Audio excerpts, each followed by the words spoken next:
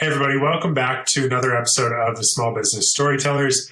I'm excited for today's episode because this is a world that's close to my heart as, somebody who's ran a small, boutique creative agency and media agency for a couple of years. And so I think it's always interesting to dive into the purpose behind creative work. And so to do that, today we're going to have Derek Moore with us. He is the CEO of coffee&tea, calling in all the way from near London, England. Derek, how are you doing today? Very well, Seth. Thank you for having me on your podcast. Yeah, absolutely. We are looking forward to hearing more about your story and the work that you do. I want to dive straight into something that's mentioned on your website, which is that you are a creative studio with purpose. I know in branding settings, phrases like that often are the result of a bunch of people sitting in a room for a bunch of hours and talking over words and deciding that, yes, this word, not that word. So creative studio with purpose. I love this because it implies, yes, purpose, but it also implies that there's a lot of creative work that is not driven by purpose. So tell me why this phrase to describe the work that you do at coffee&tea?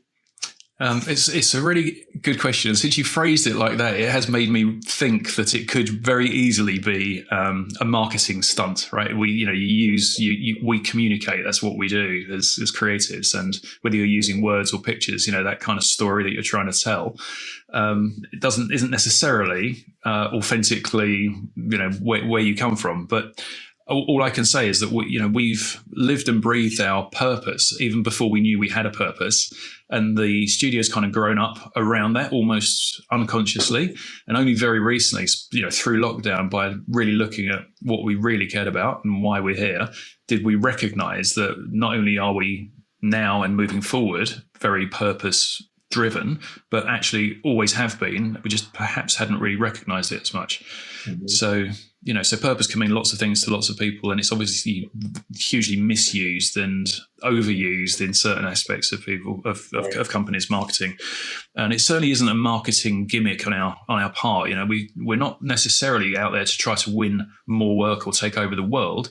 It just really sums up the sort of people that work with us. Our team they're very purpose-centric and care about each other and the culture that we've created and the team spirit that we've built and our impact and hopefully lack of it on the world around us and the people around us. So, creativity is an intrinsic part of how we connect to each other as humans, I think. And, so the creativity and the purpose, they feel very good bedfellows, if you see what I mean. Right. You said there that purpose can mean different things to different people. What does that word mean to you and your team when you talk about purpose? Purpose for us is how we connect to each other as people and how we believe and empower the team around us. So what we've noticed is that we tend to attract great talent from other companies, competitors, where they felt disenfranchised or unempowered or burnt out or not valued properly. And by coming into our culture and being supported and encouraged to push themselves and fail and take time off between really difficult projects so they feel like they're not constantly on that burnout hamster wheel, we've been able to rekindle that sort of spark of joy and life in brilliant people who perhaps didn't even recognize their own brilliance. So that's a real calling for us, a purpose to be able to unleash creative talent and perhaps even the individuals didn't know was there. Mm-hmm. But we need to do that in a way which, is mindful of our place in the world and, how we can use our creativity to tell positive stories about climate change and impact on social environmental stuff where we can, but we're not trying to do big some sort of greenwashing, camouflage company here. This is just genuinely, authentically what we all believe that we can make a small contribution to, if you say what I mean. Yeah, I think that's so great. And I think the term greenwashing became more clear of what that is to a lot more people. And even when I started my company 7 years ago, it's, out of a focus of, we want to help companies do a better job of marketing with stories.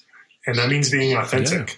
I've always kind of felt like if we if storytelling is the norm, if authenticity is the norm, then there's less places to hide. For companies that are just trying to take advantage of people and just trying to make as much money off of their clients and people with no thought or consideration to the cost of that.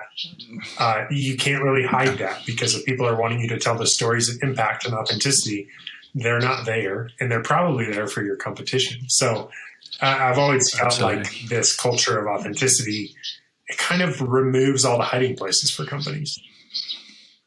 Couldn't agree more. And it's the same, I think, for your company as actually for yourself or certainly for me as a leader. It's very easy to try to be the leader that you think you need to be, or to build a company that you think you need to build. And by that ambition is often modeled on someone else or some other company that you've seen as being successful. And actually, by mimicking another person or another company, it's not authentically you, and it doesn't bring your own uniqueness to the role or to the marketplace. Mm-hmm. So I've tried to learn in my own development is how to become an authentic, the best version of myself, my authentic person, bring that to work every day. And the same with Coffee and TV. We're not trying to become anything other than trying to really find who we really are and tell our story and live our best lives and be our best selves. Yeah. So you alluded to some ways that you're maybe making your culture, your company, maybe a place where purpose is paid attention to and where people feel valued.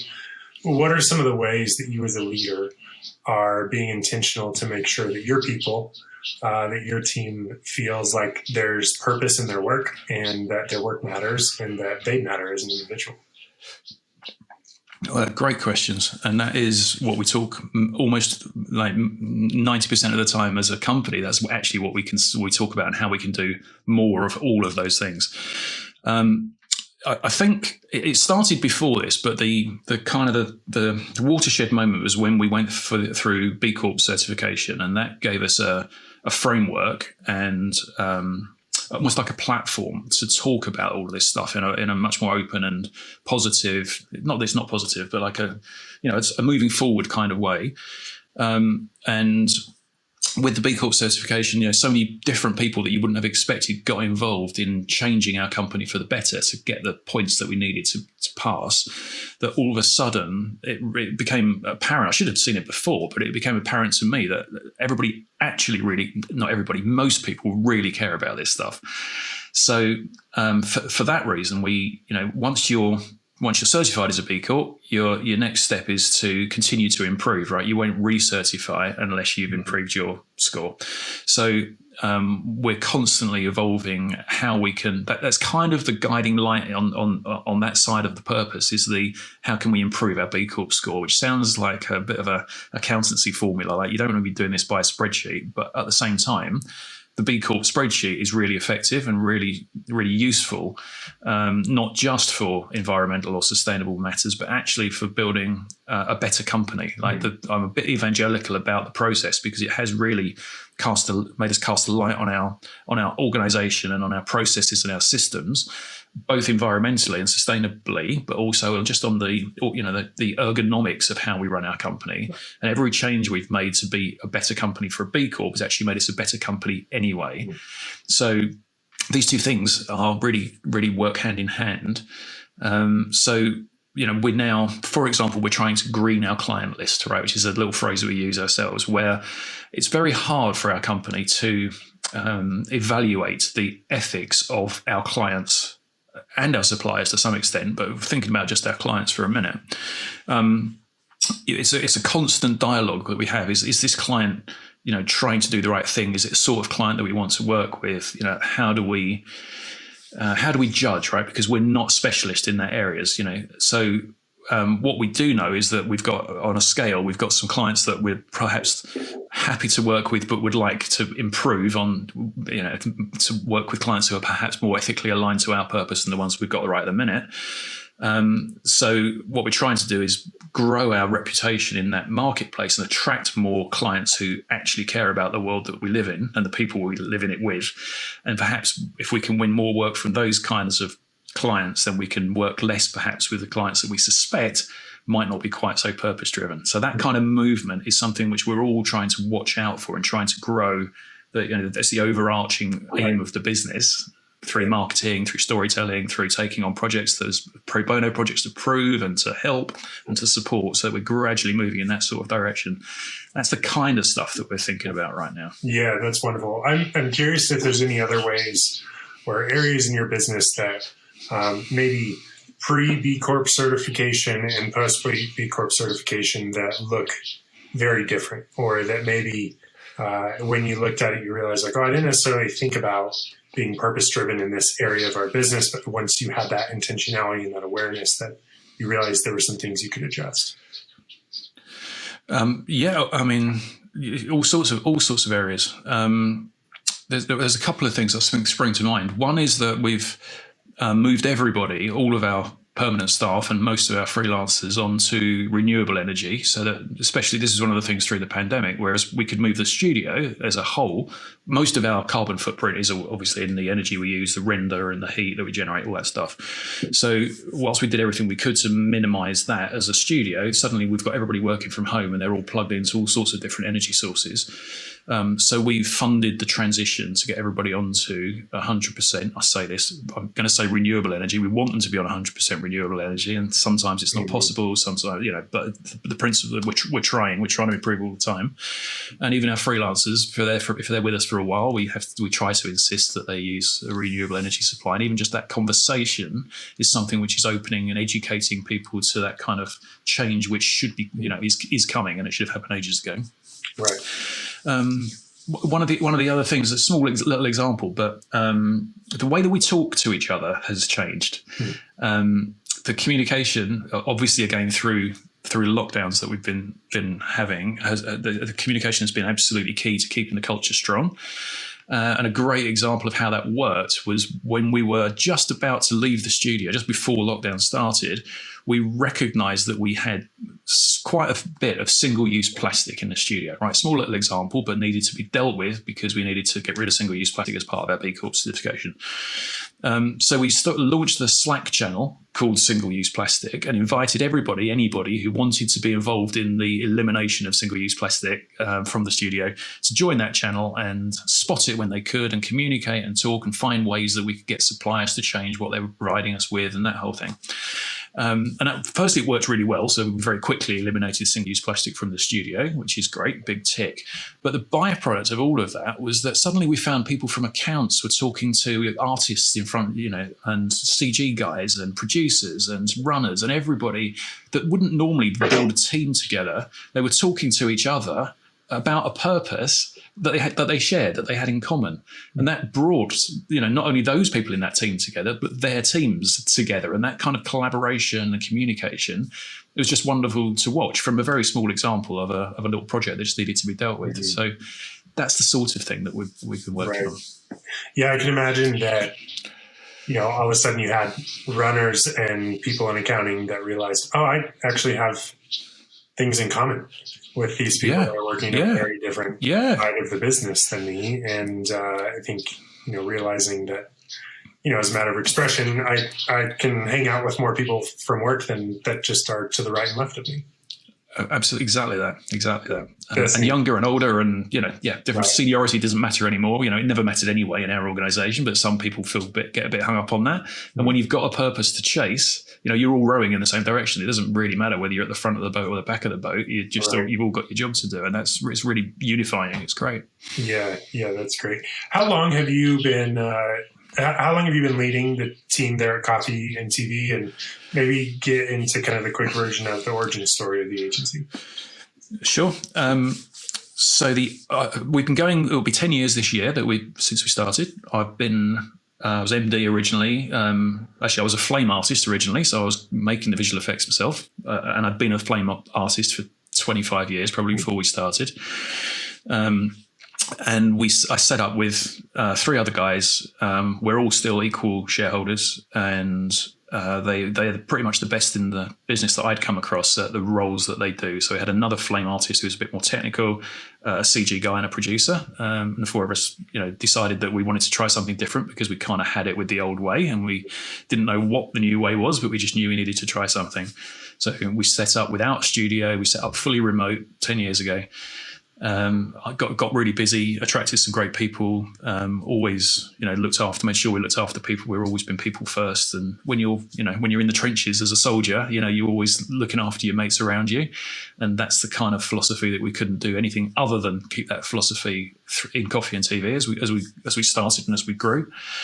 After a while, I hired an MD because I felt like we were growing as a business, and I felt we needed a leader. And unfortunately, that was like the first mistake, because I hired this great guy, but just hired somebody who had too much sort of big corporate experience and not small startup experience. That didn't quite work.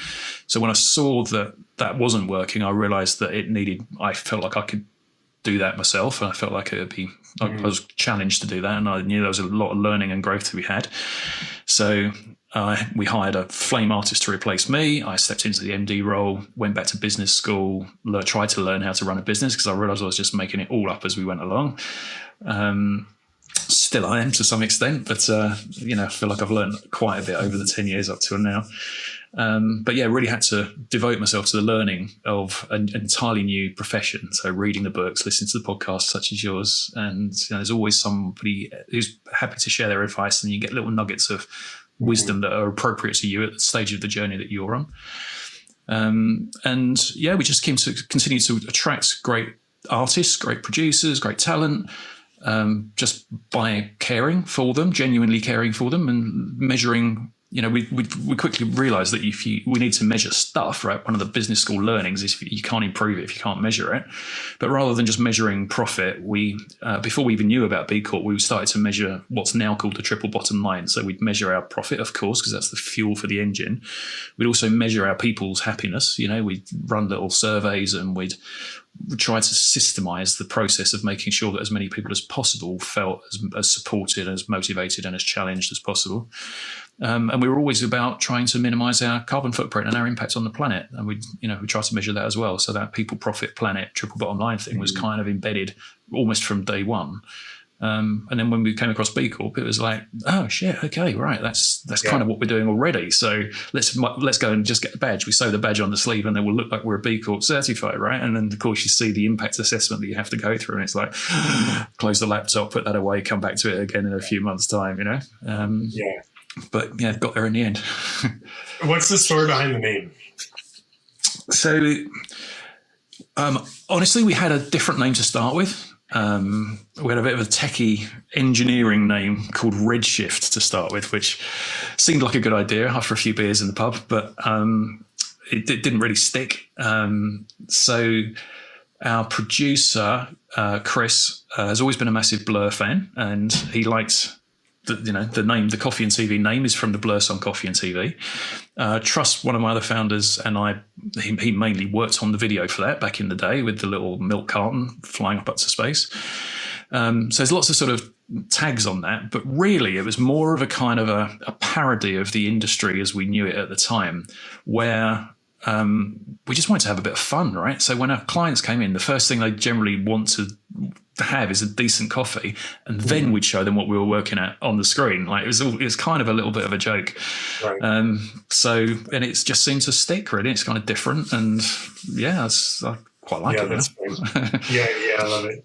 You mentioned along your journey as an entrepreneur, there's kind of these moments where, whether it's a podcast or a book or some random thing some random person says that stick with you and help move you along as a business owner. And since you went through school, I'm sure there's moments where you realize, this one quote maybe has impacted your journey more than this whole class. And then there's maybe these moments in these classes that stick out. Yeah. The point is there's these seemingly, at the time, you never know that they're going to be significant, like moments of education.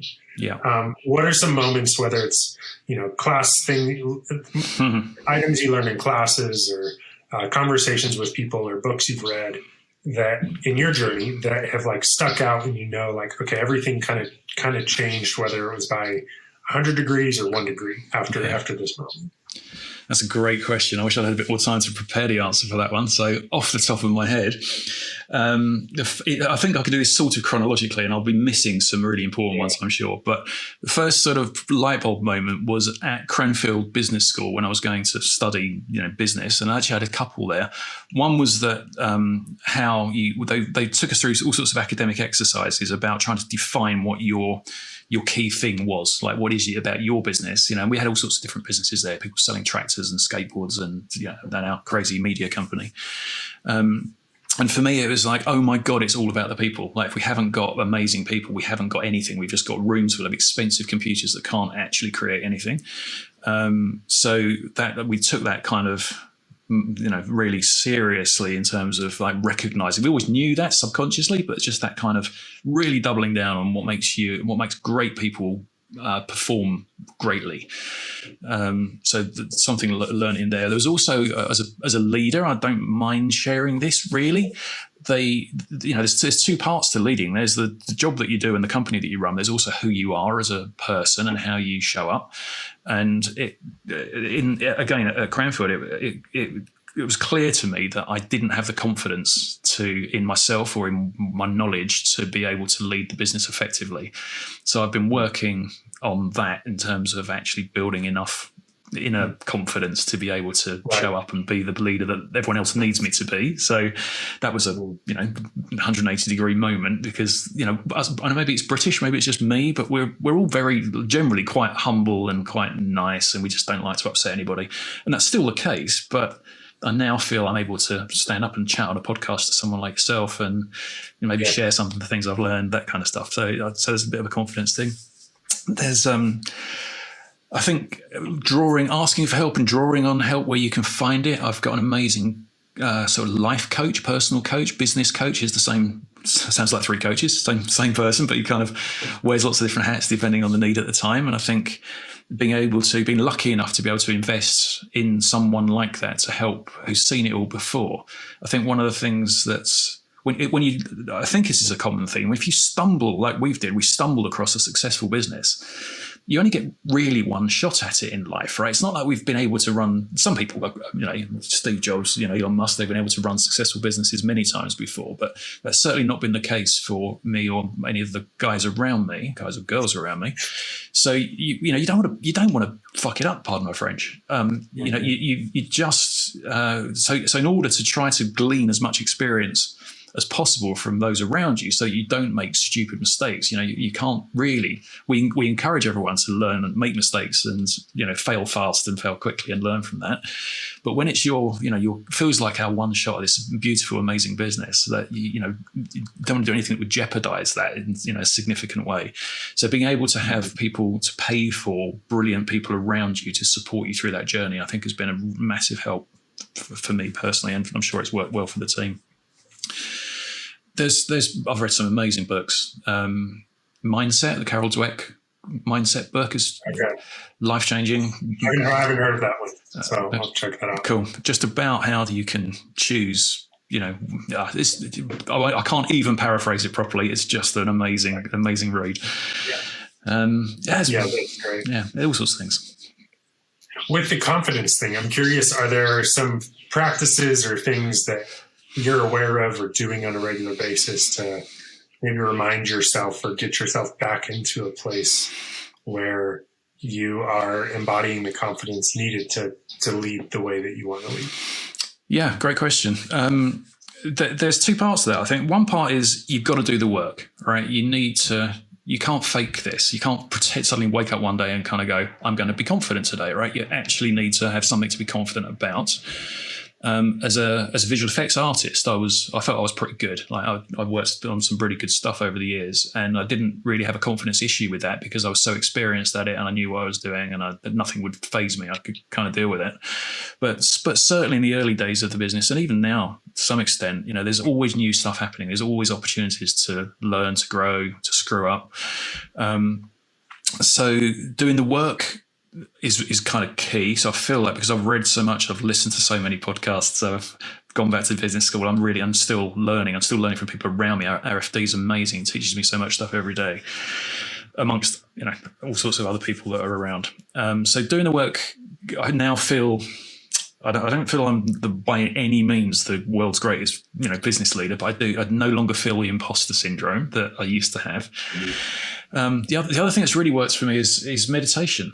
Is to be able to just sit and be still and to feel who I am and lean into that and breathe into that and believe that that's enough. That has been that sounds like a one sentence that changes everything, but it's actually years and years of work. And again, some coaching around that has really helped. So those two things together, I think, have helped. Yeah, that's great. Yeah, I know meditation and just taking time to rest and be silent and realizing that the times that I usually in my mind, I'm like, I don't have time to meditate. Yeah. I don't have time to be quiet. Those are probably the times that will go down the most. Yeah, absolutely right. Yeah. Yeah. So, as we kind of bring this conversation to a close, I'm curious to how you're looking at the future, and even just legacy as far as your business and impact as far as like what you're wanting to build. It sounds like you're very aware of the impact that your company is having. And so I'm curious to how are you looking, 5 years down the road? What are some aspirations or things that you're maybe working towards as a business leader? Well, one of the great coaches that we worked with during lockdown has helped us to formulate our 20-year plan, right? So obviously it gets a little bit fuzzier as you go further out. Yeah. But I could paraphrase that for you, actually. It's quite wordy, but each word means something to us. So we are aiming to become a global media family, purpose-driven, founded on love, that aims to unleash the potential of 1,000 magic makers, right? Which, wordy sentence, but actually each of those words, we want to be global because our impact needs to be wider than just the UK, and we want to be a family. We're not a Netflix kind of come in, if you're not good enough, we'll fire you. We want to support people and grow together. We want to be founded on love. We want to unleash the potential of all these wonderful people that we come across. So that's our sort of mission statement. But to get to that point, there are obviously milestones all the way through. One of the starting, was from yesterday. The first thing we recognised that we needed to do, and again, this was at the beginning of lockdown. Everyone's working. Home and work boundaries were very, very fluid and blurred in the beginning, and a lot of our team were feeling the pressure of not being able to transition cleanly from work to home and vice versa. And there was a lot of people suffering creatively, because creative people are amazing and they're always thinking, they're always wrestling with problems in their minds, and they need help sometimes to switch off. So we recognised that first thing we had to do if we had any form of ambition to move forward, we had to get our own house in order. So our first year ambition was to really just get sort our own stuff out, make sure that we talk about putting people first. Are we actually putting people first, and how can we measure whether we've done that or not? The measure for us was the year before we'd won. In the UK, there's a magazine called Broadcast. It's the sort of television trade magazine. It's really, really good magazine. They run an annual kind of survey called Broadcast Best Places to Work in TV, and we'd been nominated on that list the year before, and we decided that a way to, if we would never have at that point in time, we just wouldn't come anywhere close to it. So we had to implement a lot of changes in order. The goal was that year one was to win that award, which I'm pleased to say on the windowsill over there is the little trophy for that. Didn't expect to actually win it. We just thought that by trying to win it, it would help us sort out our internal processes and put people first and really lead that. So year one tick. Year two is we now need to show people that we are creative. Everyone knows we're a great company in the UK. We've got a reputation of being really nice, really supportive, a good, solid, trusted company, but actually we're amazingly creative. Our artists are amazing. So year two is how can we really push our creativity? So there's a whole program of award, measure that with UK awards and trying to make a profit at the same time, because that's quite a rare challenge in this industry to win an award on a job which actually turns out to be profitable and not just a vanity project. And then in the longer term, we're really trying to find ways to be able to create a true partnership model and to distribute the equity in the success of our company much more equally, much more fairly, so that it's not just being sent back to the shareholders. This is back to the B Corp. It's about all the stakeholders. It's about whether we can find a mechanism, and I think we're really close to it now, to be able to share more fairly the creative effort and the rewards for that amongst the people that are really doing the work and creating the wonderful images. So that's a kind of a mission, is to try to do that differently. It's not just about me and my yacht off the coast of the Mediterranean. Well, that would be nice. That would be nice too. But really, I'd rather see the legacy of this wonderful, all my friends and the people I care about. I'd love to see them succeed more, really. Yeah, exactly. You might find yourself in the yacht off Mediterranean and realize I'd rather be exactly that. Exactly that. Yeah. Well, I love that you're thinking about the 20-year vision. At our team Historian, we've started defining our 10-year vision. And like you say, the further out you go, the more fuzzy it gets. But if we, the kind of cliche of, if you don't know where you're going, then how do you expect to get there? And so I think that is, I love that that's becoming more of the norm for companies to know, if we have the privilege of being around in 20 years, here's what we want to build, and kind of breaking that down. So I think this is great. And, I hope that all of our listeners go and check out some of your work. For those that are listening, I know you're based in the UK, we're in the States, but who are the brands that you love working with? And that if somebody is listening and they're like, man, I really want to get in touch with these people, here's kind of the perfect creative partner to work with. Well, do you know what? Anybody who's up for investing in the creative process, what we do isn't cheap. We have a lot of brilliant people, and great creativity takes time. So it has a cost attached to it. So we're not for everybody. We're certainly not the most expensive in the market, but we work a lot with creative agencies. So if any of your listeners work for creative advertising agencies, then we're definitely they will already be a long way along the creative process, and we can then bring their vision to life with imagery. We're also doing much more work directly with brands, like big brands now, who know that they need better and faster and cheaper content, and the process of creating something standout. It's only standout if it feels to me like the creative process is so much more efficient. The fewer people are involved in that chain, right? If you've got somebody in that creative process saying, I want it to be black, and you've got someone else saying, I want it to be white, and you end up having to make it grey, it doesn't stand out, right? So if brands working with studios like us directly means that the creativity stays pure, and it's faster, and is therefore more cost effective.